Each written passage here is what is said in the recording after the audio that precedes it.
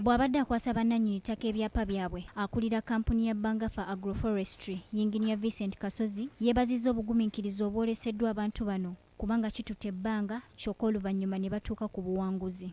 Tuwadde abantu ettaka nga tuliguze ku ssente ntono ate nga kuliko pulojekiti. Tukoze omutindo gw'okukuuma obutonde bw'ensi yonna nti kwe tusimba ebibira tusimba ku ttaka lya bwannannyini si ku ttaka lya gavumenti. Ono ategeezezza nti kya nsonga nnyo omuntu yenna okubaako n'obwannannyini ku ttaka naddala ng'alikoleddeko eby'omugaso ng'okusimba ekibira era nga y'enkola mwe bayinza okuyita okuvvuunuka obwavu. Olwaleero abamu bayiika 5, abalala bayiika 3, abalala bayiika 2 okutuuka ku wayiika 1.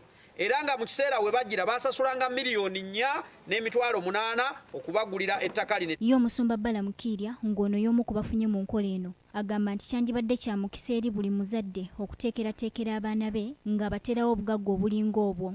Kaakati mpulidde essanyu nga nkwasibwa ebyapa eby'abaana bange olw'ettaka lino lye twagula.